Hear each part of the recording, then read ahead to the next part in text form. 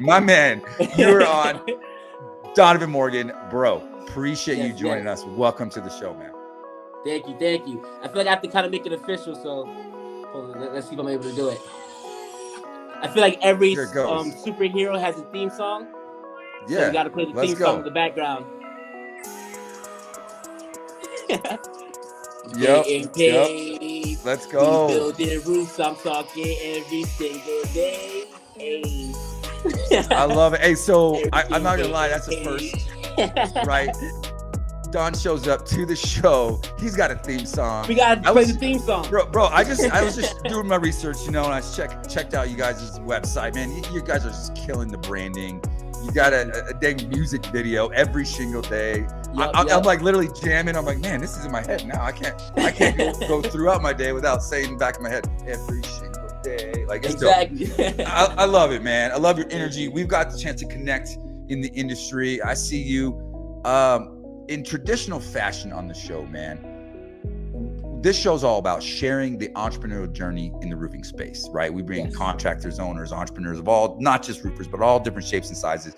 But part of the storyline is, how did you get into roofing? How did roofing find you, my friend? Great question. I was doing moving. So I owned a moving company in Florida, Fort Lauderdale.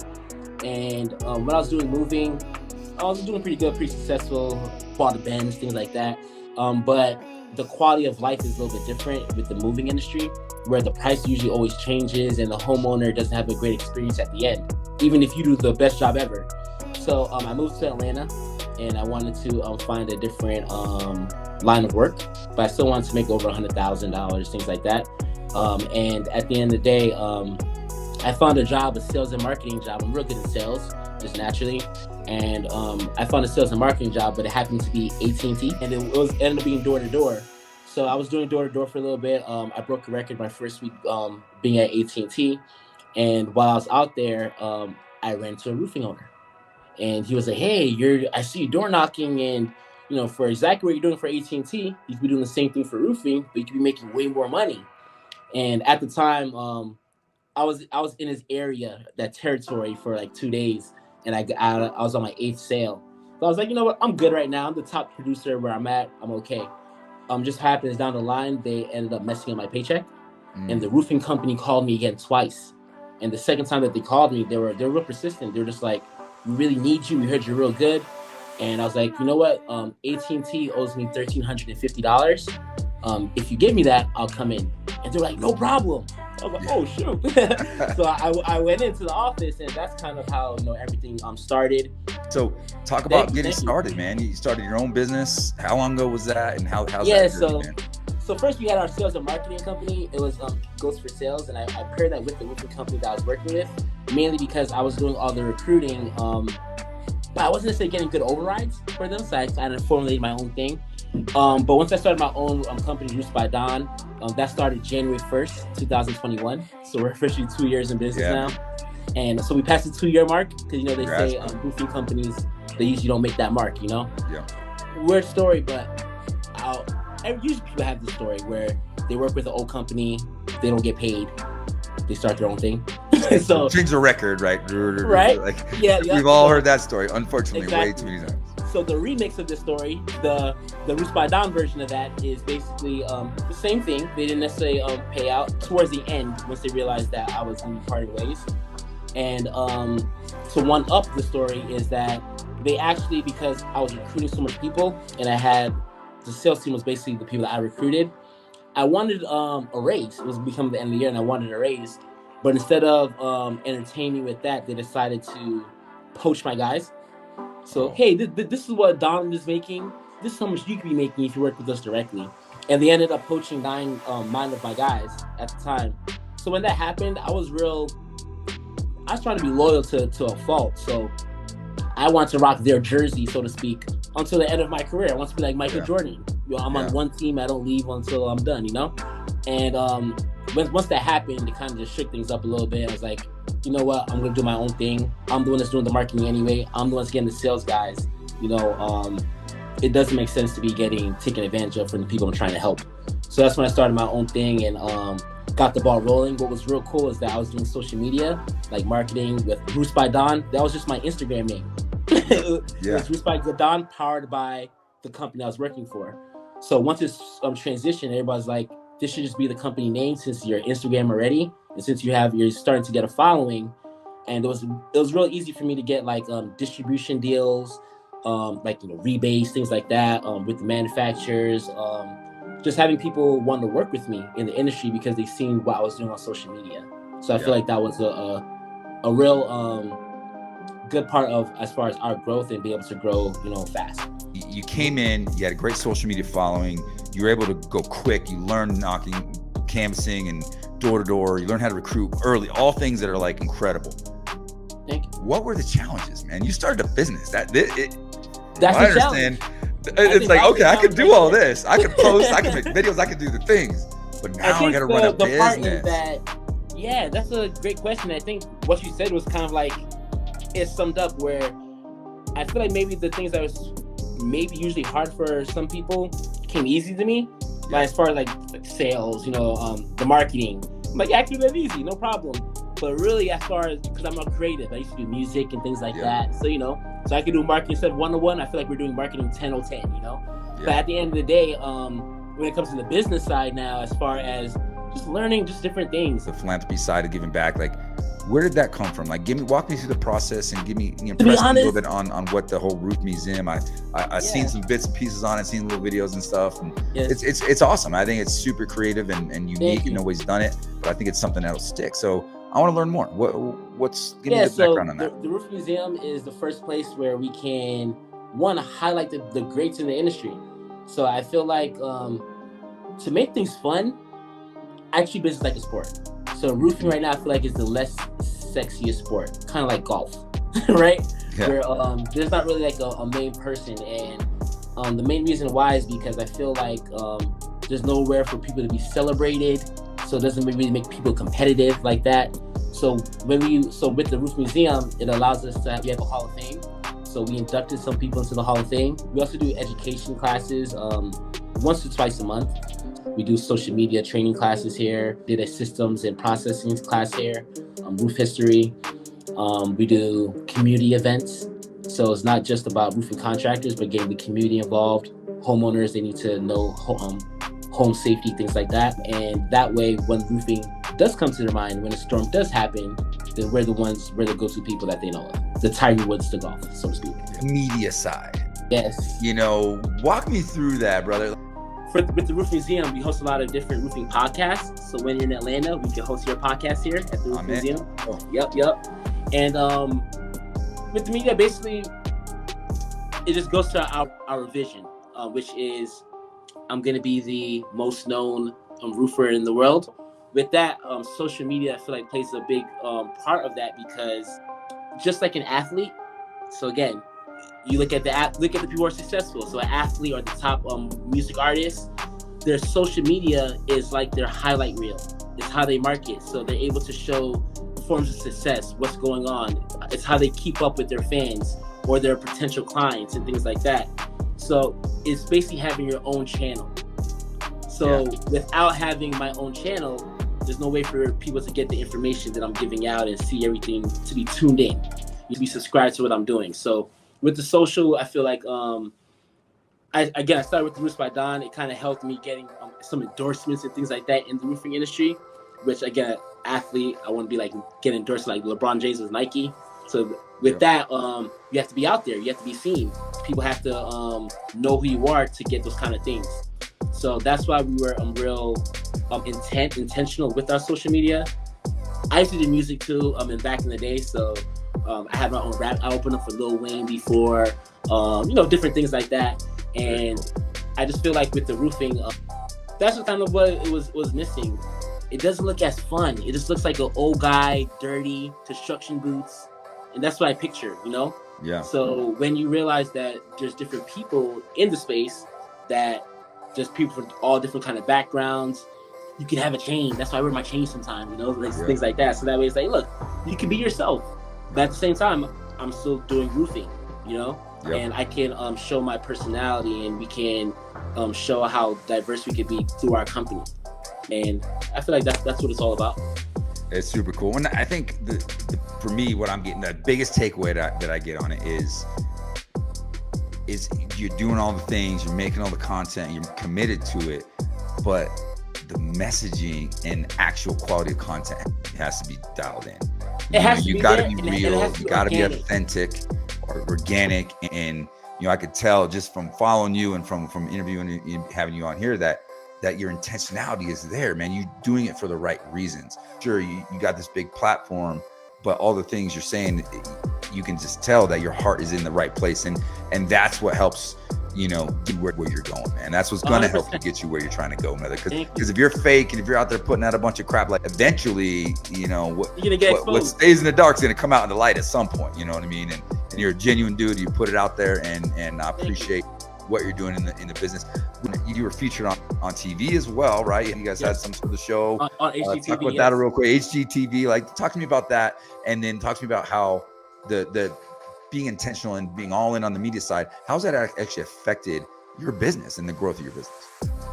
Great question. So, do you know Jim Aline? So, yeah. So he had a thing. It was like, do you want to be the best known roofer? Do you want to be the best roofer or the best known roofer? And I took that to heart as far as the question, because the best roofer, he's gonna know everything about a roof, right? A dormer, he's gonna know everything about it. And then the best known roofer, you're probably gonna make the most money because everybody knows you about it, so everybody's gonna come to you about it. And then as the best known roofer, you hire the best roofer, and now you're good. So I feel like with me, because I didn't come from a roofing family, I'm coming from sales and marketing background. I'm coming from music and do things like that. So as far as the HGTV, the first question, that was me being very intentional. When I started my roofing company, the first month in, I said, we got to be on TV, because the best person, when you're the best of the best, you're usually on TV or you're in a Hall of Fame. So everything just goes hand in hand. So I contacted everybody on social media, on HGTV, all of the hosts, and I went in the DMs and said, I'm going to be the best roofer. I need to know you guys, and we need to do a project together. And it just so happens that one of the hosts actually contacted me back.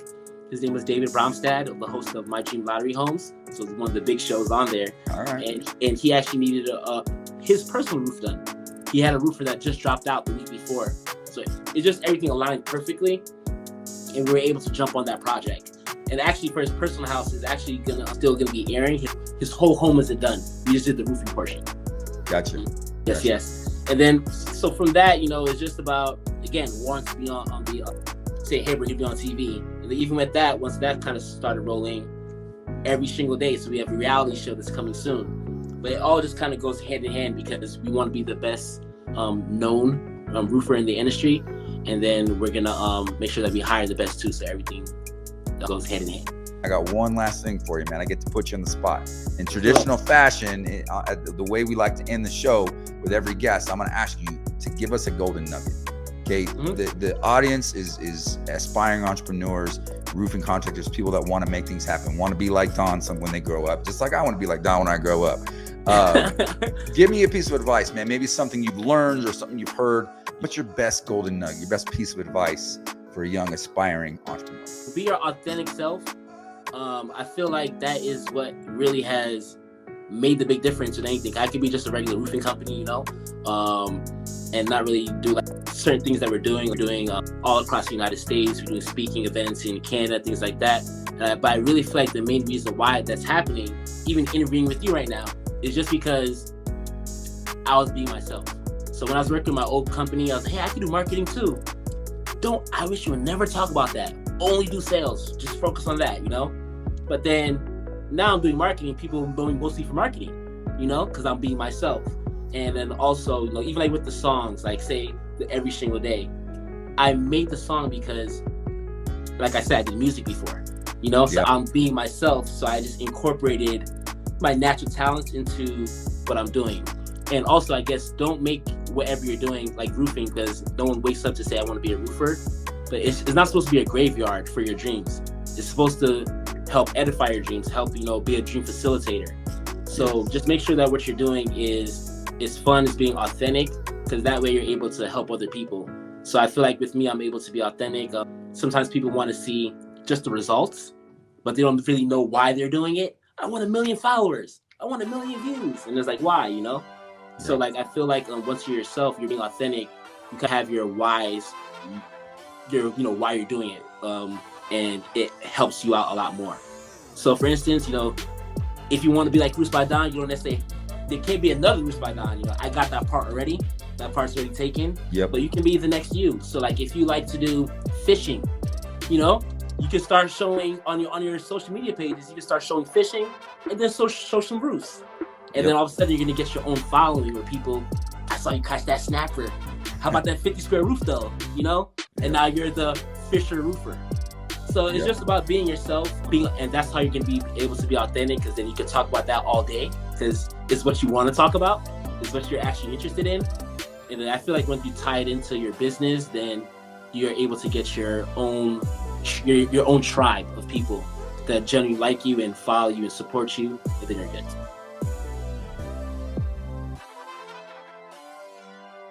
Welcome in Nate Jenson. Thanks for joining us today, man. Hi, Randy. Thanks for having me. Love to be here. Traditional fashion, right? We want to get to know our guests a little bit here. So, right now you're working with a number of different companies and helping them as kind of like fractional type CFO and high level financial strategy and planning and tracking and all the things. But how'd you get there, man? Let's go back a little bit and see, and share your story a little bit, how you got to where you are. My first business actually was a window cleaning business. So not exactly construction related, but I think there's definitely some similarities. And within about 2.5 years, I went out of business. And part of the reason I went out of business, actually, I hired a bookkeeping company who, made a lot of promises and then came in and sort of messed up my accounts receivable. And what would happen is I would call people who owed me money and they'd say, "We've already paid that. Why are you trying to collect from us? We already paid that." And it was damaging client relationships. And I had some debt as well. And by that point, I was just like, I can't collect money. I've got this debt and I just couldn't really do it anymore. So kind of let the thing go. So that was somewhere between 20 and 25 years ago. A few years later, I was still sort of struggling, trying to find my place in the world.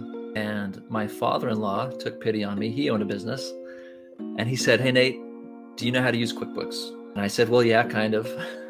And he said, "Do you want to come and keep my books for me?" So I went and started keeping his books part-time. Got another job, actually part-time keeping books as well. And that guy, the second guy who hired me, realized I had no clue when it came to accounting. Okay, so again, this is in my mid-20s or so.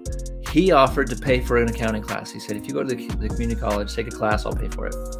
So I went and I took cost accounting and I fell in love with it. I was amazed. Every day I was like, I can't believe accounting can do so much for a business. I always thought it was taxes, or it was, just kind of poring over numbers and spreadsheets. I got as much education as I could. Became a certified management accountant, got a few other credentials. I actually went back to college and I got a master's degree in forensic accounting. And when I graduated with that degree, that was 2013. I then decided to continue. At the time, I'd been freelancing, bookkeeping and controllership and so forth. I decided at that time just to continue that and kind of build it up. Sold that company in 2015. Started another company that I sold about 1.5 years ago that was bookkeeping, controllership, and CFO services. And when I sold that one, I realized I didn't really love the bookkeeping anymore. I'd done that enough. And the business that I built now is helping small business owners really to understand what drives their profitability and what drives their cash flow. Explain the difference to a blue collar guy like me, the difference between traditional accounting and cost-based accounting. So cost basis, if I understand where you're coming from, I actually love that for any kind of construction company, because as long as you manage the rest of your business, you can make money, right? Now it is easy to get overburdened with different kinds of overhead where you're just too top heavy. But if you're doing cost basis and you're just going to say, "Hey, we're going to charge you this cost plus 15%," all you've got to do is have enough business coming in the door, and you've covered your costs, plus you have 15% to run your business and take a profit. I like to have people think of their business in two parts. The first part is, what does it cost us to actually get the work done, right? What does it cost me to put a roof on a house? Second part is, what does it cost me to run my business? Two very different things, right? Running your business, you've got sales, you've got your administrative team or people, stuff like that. But the first part is just, what does it cost me for the wood or for the shingles, or et cetera, and for the labor to get the stuff done? And if you're not thinking of your business in those two separate pieces, you really should. because they're approached differently, right? So if you're looking at your numbers and you're saying, I'm losing money every time I put a roof on a house, well, you're underbidding or you're not doing a cost plus or something, right? But if you say, hey, I make money on every single job, but my company still loses money at the end of the day, it's in the second part, right? Your overhead is too much. One of the things that I do is I build a dashboard, very simple dashboards for people to be able to see those pieces of their business. Mm-hmm. And if there's a problem in the first part, right, between revenue, cost of goods sold, and gross profit, we've got to figure out how to make our jobs profitable. If there's a problem in the second part, which is between gross profit, expenses, and net income, we've got to figure out just how to be more efficient at running our business. Sometimes the second part is solved by higher sales, right? So if you're doing one job, maybe one job isn't enough to cover all your overhead. And so by doing more jobs, you then have more money from each of those jobs to cover those kinds of costs. When I have people approach me, there's a lot of times people haven't even started a business yet. They're like, hey, Nate, I'm thinking about starting a business. Here's my idea. What do you think? The first thing, and I've told this to quite a few people, first thing I would do at that stage, and if you don't have it even while you're in business, you should do this, is calculate a break even. Okay. So that first tip I said, we're thinking of our business in terms of, our gross profit, like what does it cost to do our actual work, and then what does it cost to run the business? A break even looks at things differently. It looks at fixed costs versus variable costs. And you mentioned, hey, maybe you're doing a great job, like you're getting a 40, 50% margin, but you need to know how many of those you have to do to cover all your fixed costs, right? And so a break-even formula, it's not super complicated. You can go look it up online, or if someone were to reach out to me, I could shoot them over the formula. I don't care. It's pretty straightforward. But you need to know what you need to sell every month, right? How much we have to invoice to break even. And the trick is just to understand the difference between your fixed costs, which are costs that are not necessarily the same month in and month out, but they're really not changed by the amount of work you do. A variable cost is a cost that changes based on how much work you do. So you pick up a new job, we're going to be spending a lot more variable costs, right, on wood and on labor and shingles and so forth. But you need to understand, each time I pick up a job, maybe I only get to keep 30 cents on the dollar of every dollar that I invoice for. And then I have 30 cents on the dollar for all the dollars that I invoice for to cover my fixed costs. So if you don't know what your break even is on a monthly basis, you should sit down and figure that out. I've had so many clients who we've done a forecast for, and they didn't understand their break even. And I'm like, look, if we do everything we're planning, then we're planning on losing whatever, like $10,000 next month or whatever, right? Yeah. Simply understand that before the month starts, you can make the changes you need to make sure that the next month is profitable, instead of saying, oh, let's try and make up for last month that wasn't profitable. But just as an example to make this easy, right, is, say you're making $1,000 a job. Yeah. You got to do 10 jobs in a given month in order to break even. Yeah. And my mentor of mine, similar to what you're doing, mentor of mine he's like, the goal in business, okay, is to get through the end of the month, pay all your bills, and have $1 left over. $1. You can do that. If you can do that successfully, you are working in the right direction. You are building a business and you're being successful. Yeah. And it's as simple and kind of funny as it is, it's so relevant. Yeah. Well, it's so important. The thing is, you point out, right? So let's say you do 10 jobs, you make $1,000 on each, and you cover your fixed costs and you break even. Or let's say you have a good month and you have $1 left over. It's so important before people look at growth, before they say, okay, I've got one job making $1,000, I've got to get to 10. We should say, well, why is your margin 20%? Shouldn't it be 30% or whatever, right? So we start to look at what are we doing internally that we can actually improve? Because if we can go from 20% margin to a 30% margin, or if we can improve our running the business, efficiency, wherever we can improve internally, then when we bring on new business, we benefit a lot more from every new client or every new job that we bring on. If we're just saying, hey, we don't really know why we're profitable or how to make things more efficient, but we're just going to grow and that should solve the problems. It can work, but what tends to happen is the owner of the company tends to work a lot harder and a lot more, and they manage a lot more people, and they might make a little more money at the end of the month. Sometimes I've seen them actually not make any more money, and they're working twice as hard, even though the revenues are doubled.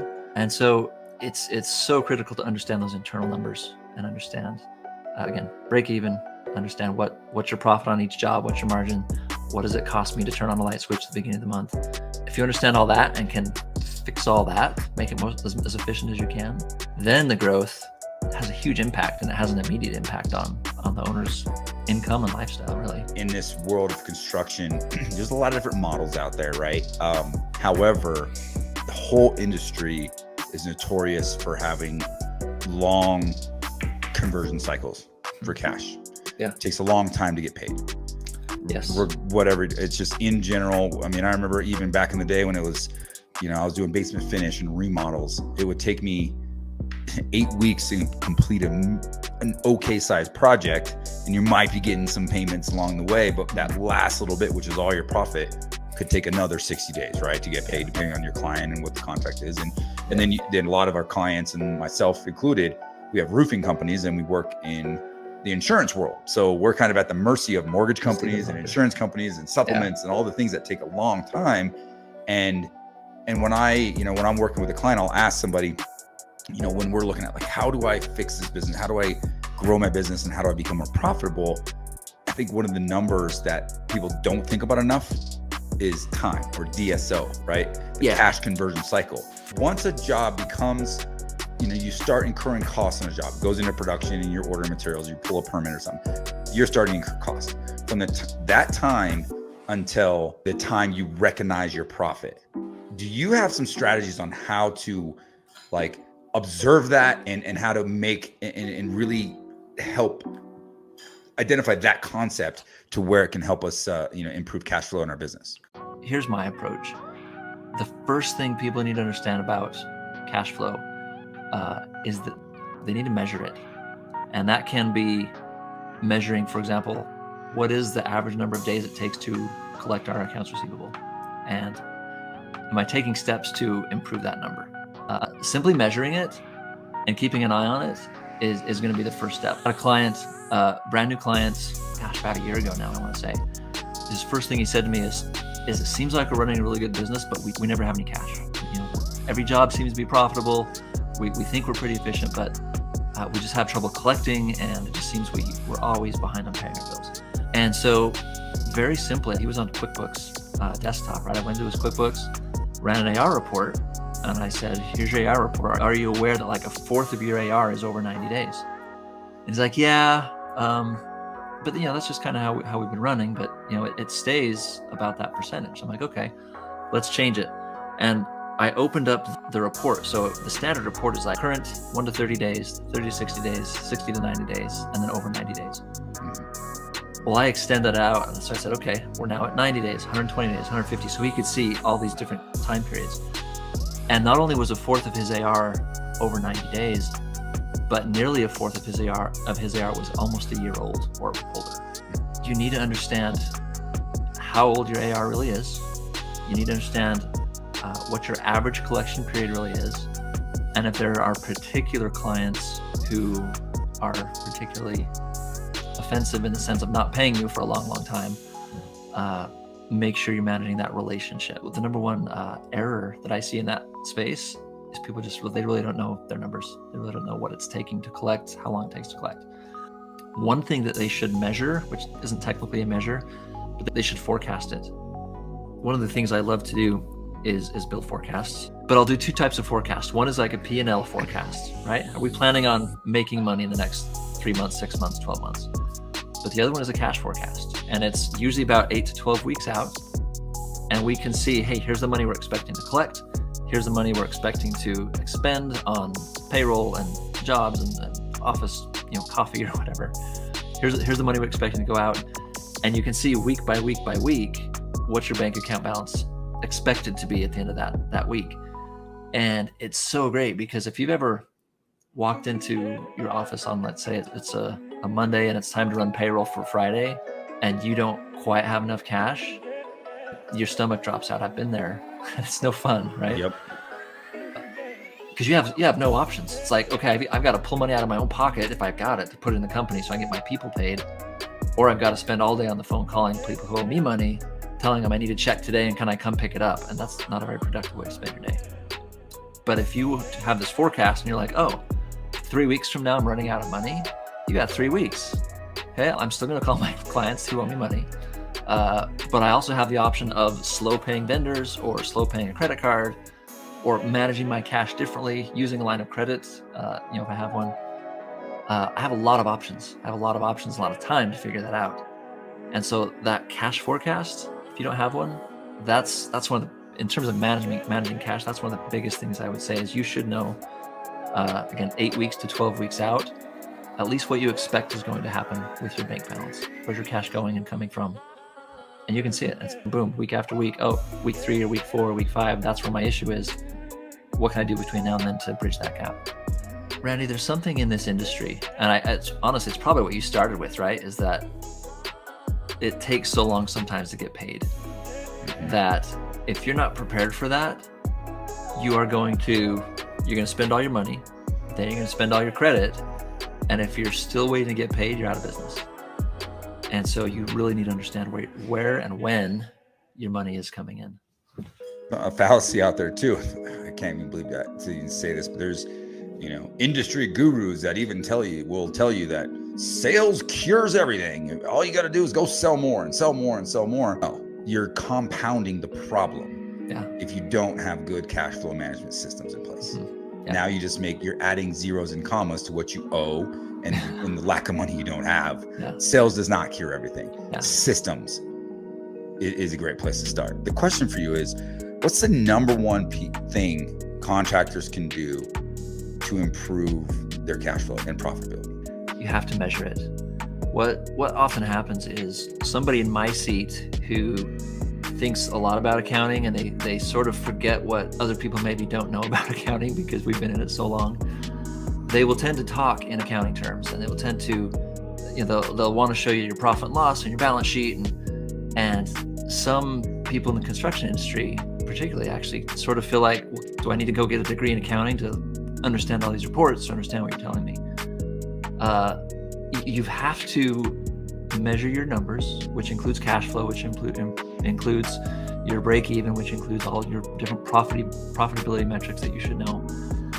But you need a simple way to do it, and that's I'll use a segue as well. That's what I do, right? I build dashboards and I help people. I connect people back to their data in a way that's clear and simple, so they can look at a chart and be like, oh, sales are up, sales are down. This metric is up or down. It's on or off target. And so then once you know if something's off target, that's where you need to fix, right? That's where to focus. And so the number one thing is you need to be connected to your data. You need to measure whatever metrics matter in your business, and you need to look at those frequently because those will tell you exactly where you're having issues, whether it's cash flow or profitability or whatever. I think a lot of us, early on, us shingle guys, make the mistake of early on, we think we need to be a GC and not just a roofer. I don't know what your thoughts are on this too, but a lot of small, young companies just start out, you get a hailstorm, and then you go in, I'm going to do everything. I'm a general contractor. I can do it all. And then all of a sudden you realize that, wow, it's an entirely different workflow, entirely different process, entirely different set of, subcontractors or internal, processes that you got to have to be able to execute all the trades at a really high level. And then you find yourself in a really challenging position. So I learned that early on, and I was like, you know what? Nope. I just want to be really dang good at doing one thing. Let's get really, really, really good at asphalt shingles. And then once we figured that out and we scaled up, we did really well there. Then we said, okay, let's add commercial.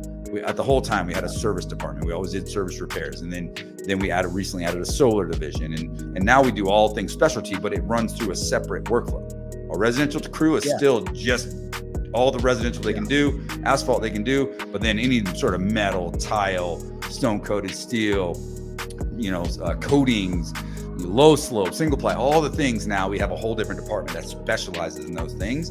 But I don't know, that was just my journey on figuring out how to do one thing really well and then start adding, and you're so right.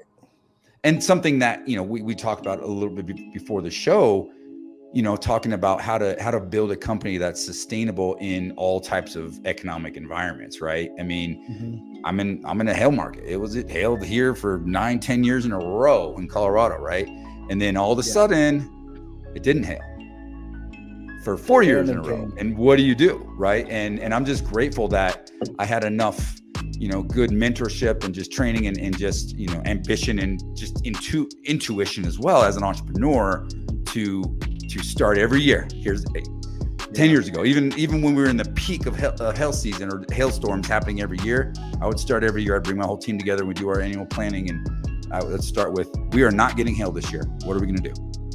Let's build our business, systemize our business in a way that we are not dependent on hail.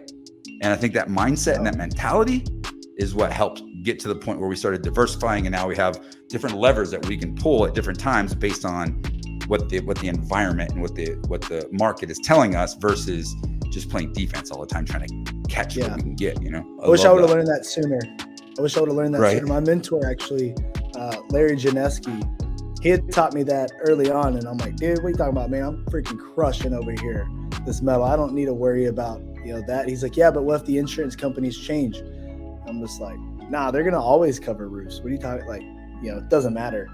But they completely disrupted my business. They changed the rules of the game, and that's where, as contractors, we have to really think about that. Is like, what rules are like? What's the game we're playing? Like, what are the rules?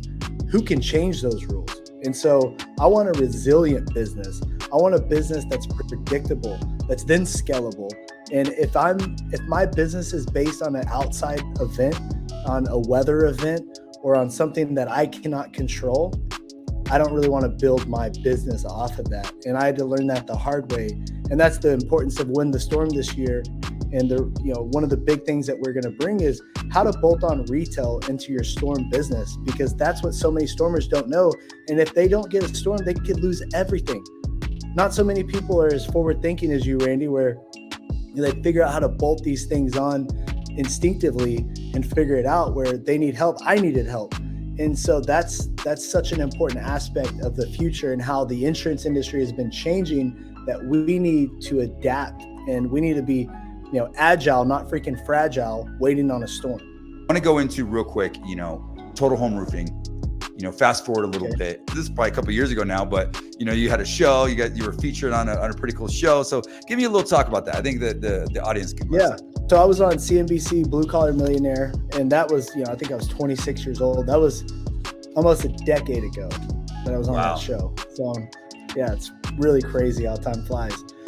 At the end of the day, we're knowledge brokers, right? Our the whole goal as an entrepreneur is to gain as much knowledge as you can and share as much knowledge as you can. And the more you can complete that cycle, the better you get, the more you learn, and ideally, the more success you're going to have. Talk to me about acquiring Win the Storm. And by the way, I am going back to Win the Storm.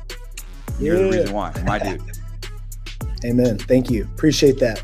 We have to believe in each other, and we have to believe that we can make this better.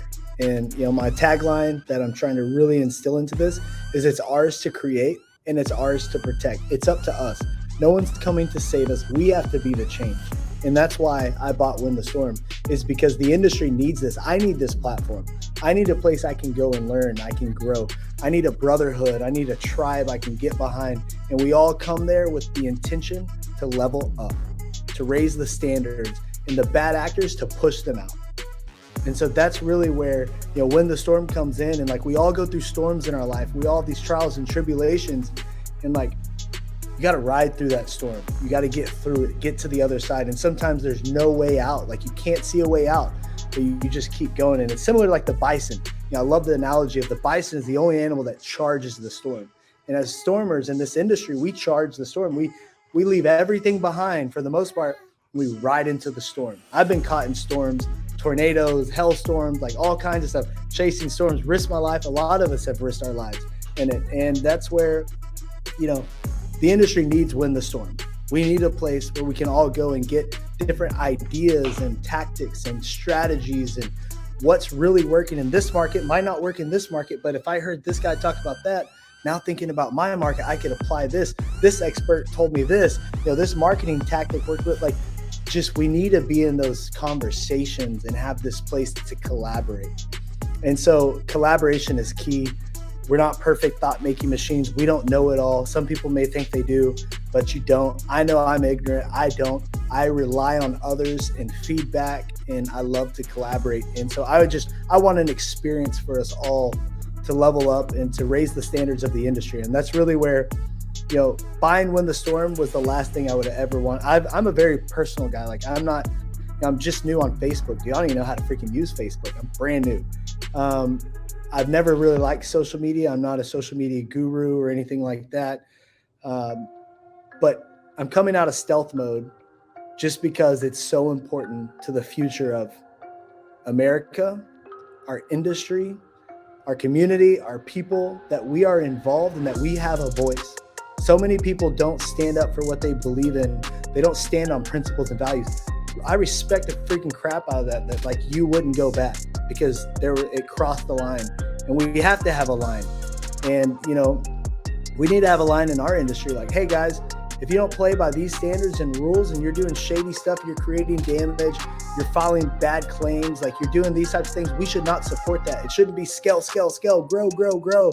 No, it's like, let's build a good, sustainable business that doesn't take advantage of the industry, that doesn't cause all these problems for us. And we're not trying to maximize every single claim and gouge companies' insurance where they now hate us because certain people just want to gouge every claim, which I'm all about getting paid what you should. But there's conversations we need to have. So I really want to change the conversations. Like, I just want us to really think about, what do we need to do to have a more resilient industry, storm industry? What do we need to do to have a more predictable business in the event we don't have a storm? How do we continue to feed our people? That was always my driving force with metal, knowing that I had these crews that only work for me and all these families depend on me. They were on my back. And so I had to continue to provide work for them and jobs in order to keep my labor. And so, I just look at the storm industry as, it's a lot of rebels, it's a lot of outlaws, and it's not your typical industry. And, we all want the best for each other. I think genuinely, I think most of the industries, we really care about each other. And Win the Storm was a big heart. It was like a big beating heart of the industry. And I saw a huge loss with Win the Storm. It was very transactional. It wasn't the value. It didn't adapt with the times. And, it lost a lot of the vibe that it had, in which it wasn't the best, but it did. There were still great things that happened there. And I just thought that it was important for the industry's future to bring Win the Storm back. So I actually asked Andy, do you know Andy Frizella? You a fan of Andy?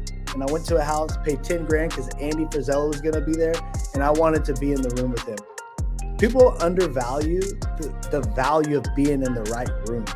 I'll pay a lot of money just to be in a room where there's someone I might cross paths with that I can connect with them. I've always paid to be in rooms, and it's the best. So Andy Frizella is the reason I bought Win the Storm. I was looking at it for due diligence, and I was like, nah, man, this is just, I can rebuild this. I don't need this. This is insanity.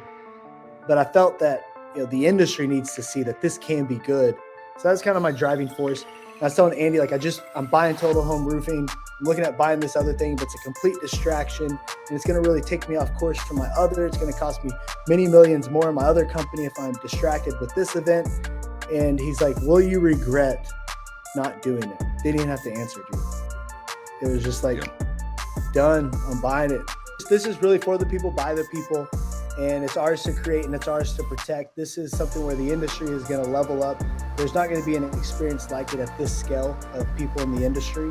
And, bringing a lot of experts, way less gurus, man. I'm not about gurus. I want pioneers, real people in the trenches, building businesses, leading people to share their stories, their, overcoming obstacles and creating success in their communities and for their people. And so really developing leaders. It's a very big focus on developing leaders and mental toughness, because there's too many weak-minded individuals now, and we need strong-minded individuals more than ever before. And so it's up to us. So I'm going to be the change. I'm going to sacrifice and, put this there. And I want to see other people sacrifice with me and level up the industry. I mean, at the end of the day, we need a new standard for carriers, customers, and contractors, and level the playing field with that. And I believe it's coming. I believe Win the Storm is leading the charge. Before I let you go, we're going to circle back to, you mentioned a lot of leadership and entrepreneurship, and that's what this show is all about, man. So you've been in a lot of rooms with a lot of great people. You've had a lot of great mentors. So I'm going to ask you for your golden nugget. And what that means is, what's the one piece of advice that you either have received or that you like to give to a young aspiring entrepreneur that's listening to this show today? Thoughts lead to action. Action leads to results. Again, I'm going to say we're not perfect thought-making machines. And so you have to control your environment. There's so much noise. Everyone is attacking your mind. Everyone wants your attention. And you have to really create your environment and the information coming in. So I think it's more important than anything to protect what's coming in. I mean, these eyes and these ears, our senses and all of that, that's what creates our thoughts, really. I mean, for the most part. And so knowing we're not perfect thought-making machines, we got to control the inputs because that's what produces the outputs and the connections that we have with others and individuals and people and who you're focused on. And so that's the key is like, environment and protecting that. And your stop doing list, you really need to stop doing this. What are things that are limiting you? I think these machines that control and manipulate you, that's the biggest factor. And, we have to actioneer our future. So like, I'm an actioneer. Like if there's one thing that I am an actioneer. I take massive action and every day I'm engineering my future. So I'm making decisions today as if I'm who I want to be in the future. So my message is be an actioneer. Stop waiting around, just take massive action, measure the results, adjust your actions and take audacious action and create the life that you want. So actioneer it. I love it, man. I love it. Thank you so much for sharing. Take action, because here's the thing. Regardless of the results, you're gonna learn.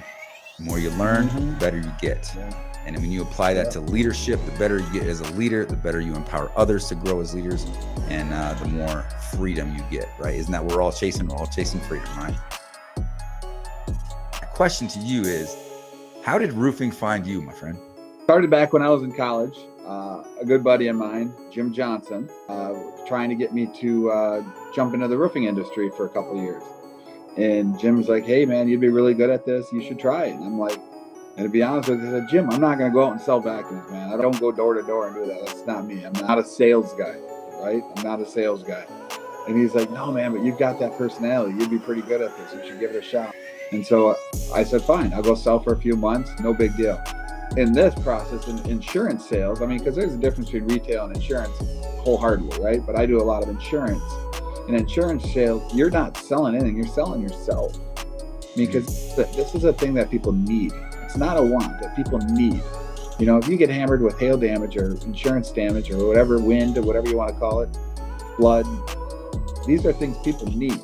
And as long as you sell yourself and you're honest and you're true to that homeowner and you're there to help them out and you're there to service them. And as long as you're true to your word and you help them out, I mean, this business is an awesome business. I love it. In 25 years, this is going in my 25th year storm. Truly do love the storm business. I love it because I truly believe that I'm helping people out. Until that day where I don't believe I'm helping people out anymore, will probably be the day I climb on my last rope. I treat this business as a game, all right?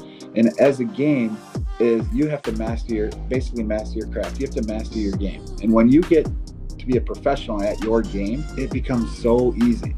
That first couple of years, we're out there, and I'm sure you too, we're out there grinding, right? We're knocking doors, we're hanging flyers, we're shaking hands, we're trying to get our name out there. That's where Go Beyond the Hustle came from. Is I realized there's got to be an easier way.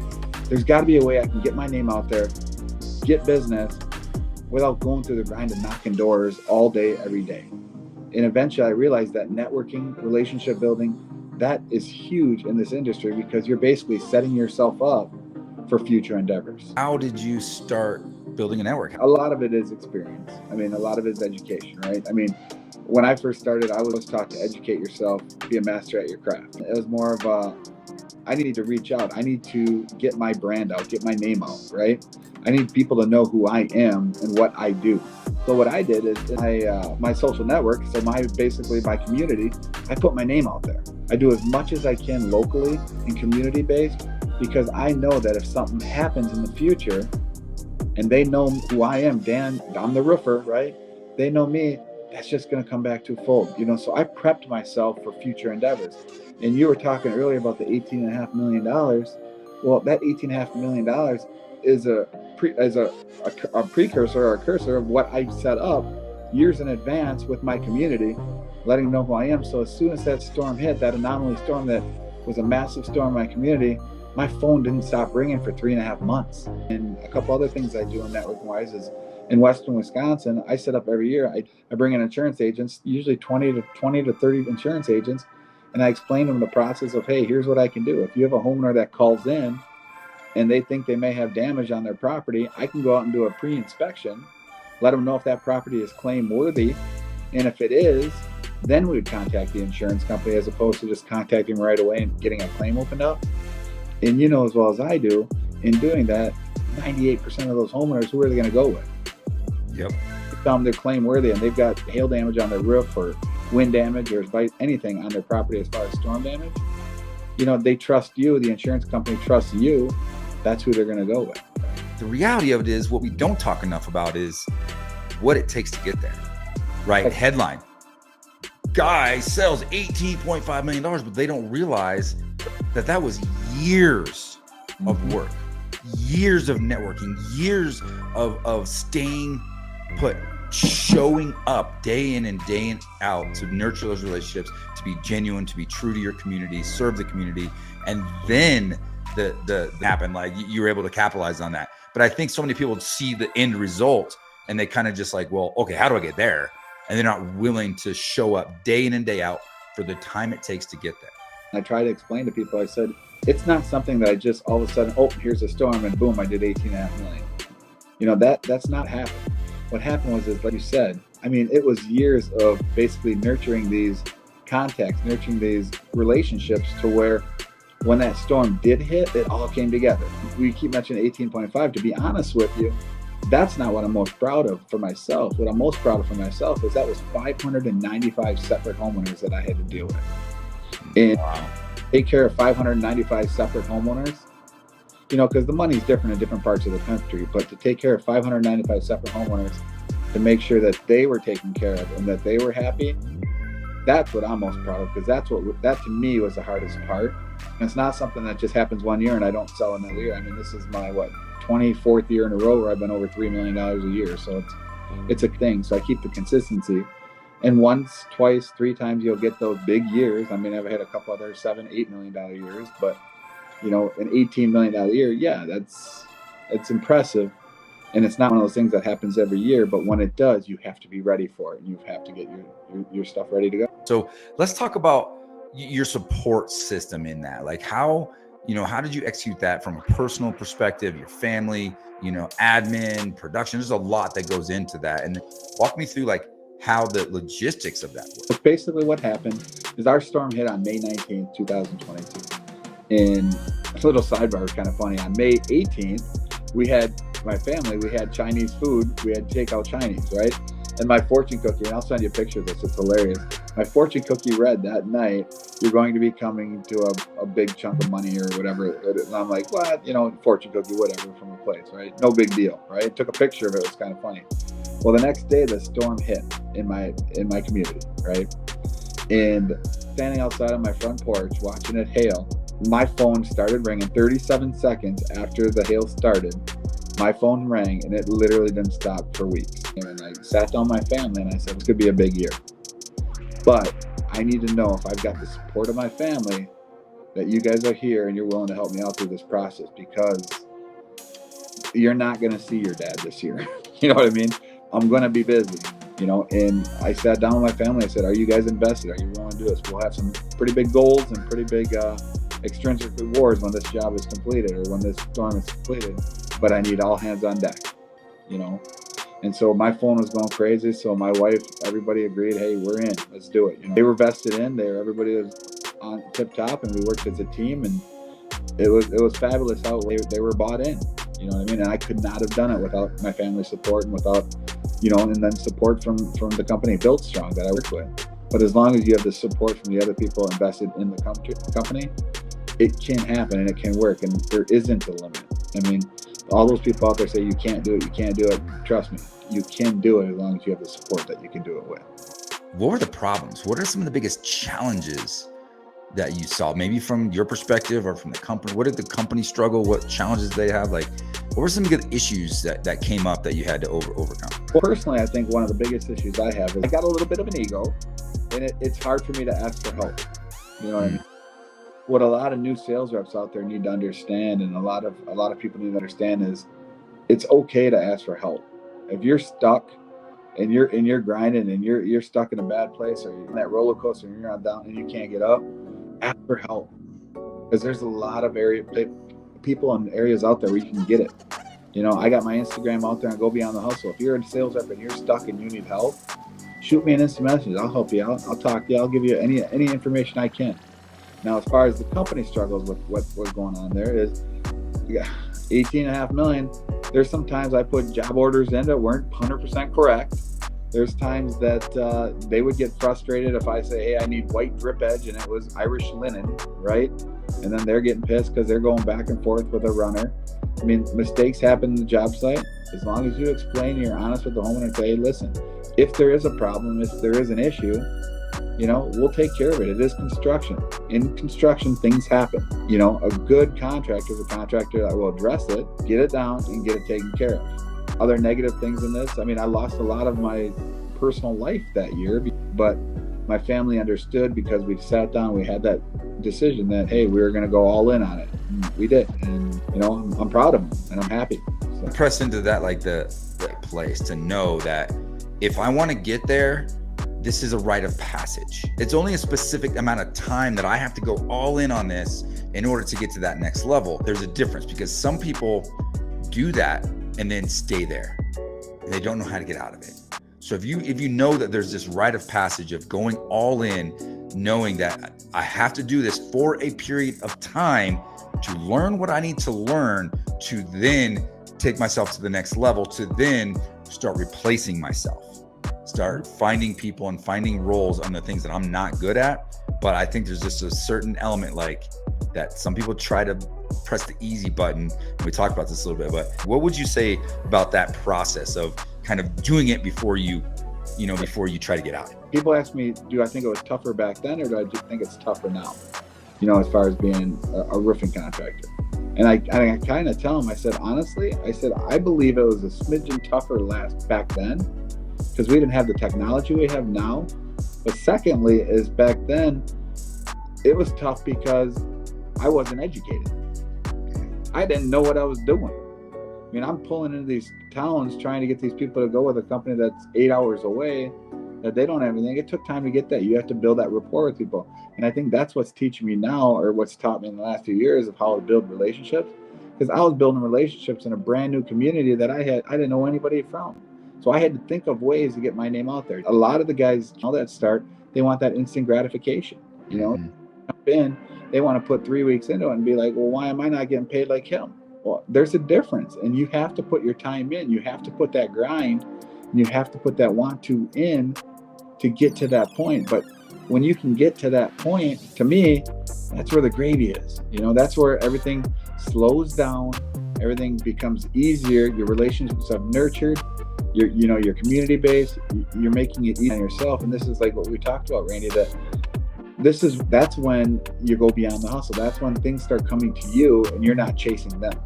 The question is, are you not willing to go a few days, few weeks, few months, or even a year to get you the experience you need to get your pipeline large enough to then be able to make the same money that a doctor or a lawyer makes after they spent hundreds of thousands of dollars and went to school for 7-8 years?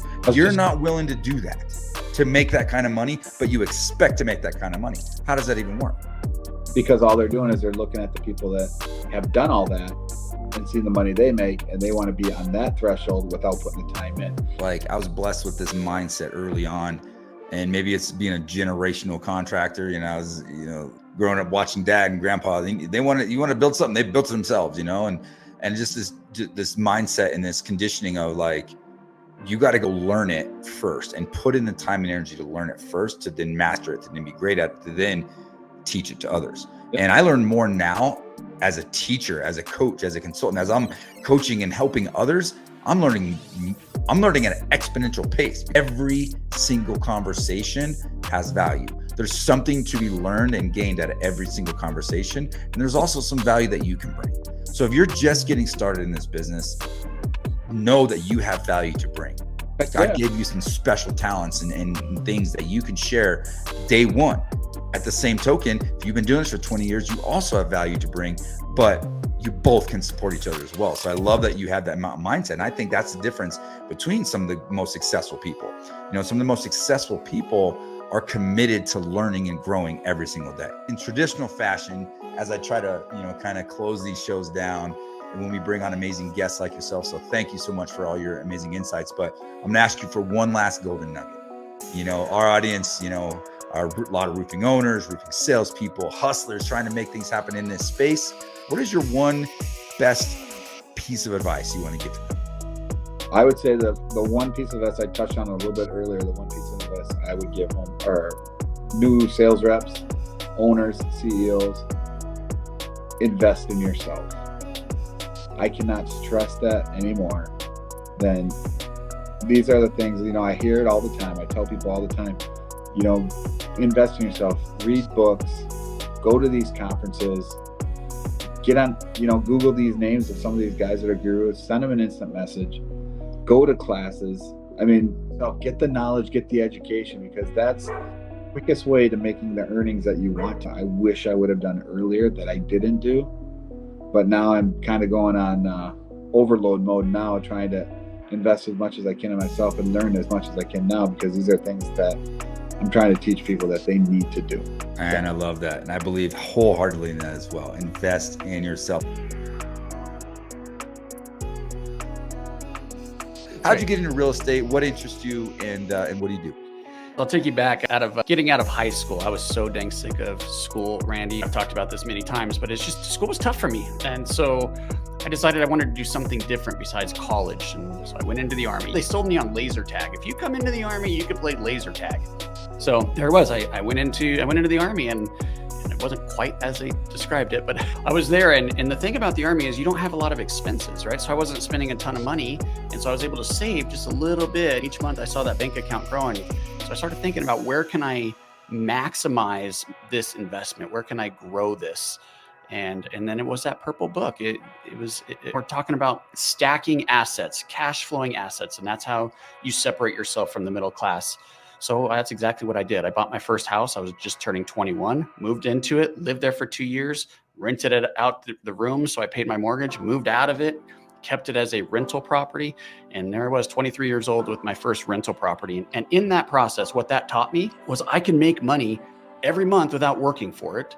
I can have my tenant pay off my mortgage for me. It's going to appreciate in value over time. Now there's some fluctuation here and some volatility, but over time it will increase in value. And then there's some tax benefits. So it's like I can get paid 4 different ways by owning property. And so I just really honed in on that, and I turned it into a business. You don't need cash or credit. It's credibility over cash. Because what I mean by that is, can you negotiate with the owner of a house and create a solution for their problem and be profitable? How did you buy multiple houses a year with no money? I want to hear more about that. So it's all about owner financing or creative financing. It's typically going to be the owner. You could do it with partners and private money and that kind of thing also. But typically when you hear creative financing in real estate, it's negotiating directly with the owner of the home. So I had a whole campaign where I was sending out letters. I had signs up. I was doing cold calling just to uncover what we call a motivated seller. So a seller that has a property that's creating some kind of pain for them. So I'll give you a perfect example. Maybe it's a job transfer and now they have to move, and this property is going to create a double payment situation. Now they have a payment on a vacant house and their new house, right? So that you can only do that so long, right? Money is finite. So that creates pressure that we can relieve. And the way I do that, the best strategy, Randy, that I've found to do this is a lease with an option. So I'll come in and I'll lease the property, make sure the payment's covered for you. I'll sublease it out to another tenant, manage it all, right? And then I just need to lock in a purchase price somewhere around today's value, but it's going to be a long-term solution, right? How long exactly, Mr. or Mrs. Seller, do you want to not have to worry about this payment? Well, I don't ever want to worry about the payment. So we should do a 10 or 15 year term so you don't have to worry about it, right? So I lock in a price, today's value, for 10 or 15 years, and then I sublease it out. And as the property goes up in value, that option that I have on it to buy it at a lower price becomes extremely valuable. So I could either sell the paper or I could buy the property at my option price, resell it at the new current value. So it's kind of a long-term game here, but it's a great way to get into real estate without any cash. What are some of the downsides of that? What happens if in this volatile market, the house goes crazy, rockets in value? How do you keep that locked in? And how do you protect yourself? So an option is just like a stock option, right? You pay a premium and now you have a right to buy a stock at a set price. Now, if that value goes up, then you benefit, right? So it's a way to leverage in, you could think of it like that. But if that goes down in value, then your option becomes worthless, right? You're not going to exercise an option at $100 a share if it's only worth 90, right? Because I could just go buy it at 90, right? So your option would become worthless and you would lose your premium. In real estate, it's the same concept, except you don't need to put an option premium down because sellers don't necessarily need that. And if you're not offering it and they're not asking for it, you never have to pay it. But you do want to be very clear in your documentation. Hey, this is the price. This is an option, not an obligation. So if the value of the house goes down, I'm not required to buy it. And this is the term, right? So it's all in the documentation. Nice. Where do I find those documents? I think you should maybe get a template and then have your attorney review it. If you have a document that you like and you feel comfortable with it and just say, hey, can you bless this? Can you give me your feedback instead of having them create a whole new one? Bridge the gap for me. That's how you got started. You started building a portfolio. And then what happened next? But so what I learned was the financing side of real estate is everything. Like it's how you negotiate. It's how you speak to the seller. It's how you write your offer. Where is the money coming from? That's how you structure your transaction. And I love structuring transactions. So I just migrated to the financing side of real estate. And I started raising private capital to help other real estate investors with their projects. So let's talk about some of the mistakes. Give me a couple nuggets on some of the big mistakes you made and maybe some stuff to avoid. Sure. And I think this will go good for your listeners because look, we're all business owners, right? So if you're a roofing contractor and you're trying to create your own thing, your own clientele, this is going to be applicable for sure for that as well. I think the words that you use to talk to your own self and the goals you set are vital to your success. So what happened to me was I was so worried about my appearance at the association clubs and all that. Because people would come up to me a lot. They knew how successful I was being and they were always asking me, and that fed an ego, which I shouldn't have had, frankly. And so I was trying to be bigger and better and more impressive. So my goals were all around, well, how many transactions can I do? Can I do 2 deals every single month? Can I do 24 houses in a year's time? Something like that. Well, the problem with a goal like that, Randy, is it's based on results instead of action. And when you're basing a goal on results like that, you might do something that is outside of your normal criteria just to hit a goal. High achievers like you, high achievers like your listeners, look, we set goals and we do whatever we can to hit those goals, right? So if your goal is to do a deal a month, let's say, you might do shitty deals just so you could hit that goal. And what ended up happening to me is I was doing marginal deals. I was going outside my criteria. And then 2008 hit. So I had 56 doors, 50 single family homes in my portfolio when 2008 hit. And I got absolutely murdered. So the biggest lesson I've learned is I should be setting goals for maybe profitability of a deal, maybe a set of goals. How many offers am I going to make in a week or a month? Something that I can actually control and leave the results focused goals out of it, at least at the beginning. Pine, right? Walk me through what you guys do there and how that all came about. So the industry is changing a bit, but we still consider it a hard money lender. So for us, we bring in private capital from investors that want to be more passive. Like maybe they're not out there wanting to knock on doors and call foreclosures. Maybe they just want to park some money and just get a return. And they know that something backed by real estate is safe. So we take that money in and then we just loan it out. We loan it out to real estate investors that are doing fix and flips, new construction projects, some commercial repositioning. So it's a fantastic business, man, because I get to see all sides of it and I get to help. It's like a win-win-win situation. I help my investors, I help my borrowers, and we make a profit doing it. If I'm thinking about trying to park some money and make some investments, and what's something that I could be maybe looking into that's up and coming that might be a good investment? That's such a fantastic question, because what we've seen since COVID is a skyrocketing values, right? Double-digit appreciation across the board. And then it came down. And I think from peak to trough, it's about 13, a little under 13% for the nation, but it's already recovered most of that. So now we're seeing it go back up again. So I think there's opportunities no matter what market you're in, but this specific one is very confusing. And the reason I say that is because you have a very, very strong housing market. There's record low inventory. There's 1 million or so homes for sale across the nation, which it hasn't been that low and since as far back as ever, basically. But we're still, our population's growing. So housing supply is going down while population is going up, which is creating a lot of pressure. That's why you're seeing home values appreciate when we have 7, 8, 9% interest rates, because that does confuse people. How can it cost this much money to borrow and the value is still going up on the house? You would think it would be the opposite, which would actually really help inflation if it was the opposite. But it's just supply and demand. That's economics. That's what we learned in college, right? And that's what we're seeing, where the opportunity could be, we mentioned the Safeway, is on the commercial side, because we're not seeing appreciation over there. In fact, it's the opposite. It's going down in value right now on the commercial side. And the reason for that is because when the cost of capital goes up, the return on the investment goes down. And someone buying a Safeway, for example, they're basing their decision to buy or not buy primarily on the return on their money because it's an investment. Single family homes isn't like that. There's a lot more emotion to single family homes because someone's buying it potentially to live in it, not keep it as a rental. So they're not as worried about the interest rates, but commercial is highly sensitive to the cost of capital. So you're seeing that start to go down. Now where the opportunity might be is, are you going to get in now while it's down? And then when interest rates start to come down, which we're expecting, then the values start going back up again. So I like commercial across the board, but there's different asset classes we can get into if you'd like. But I like that as an opportunity.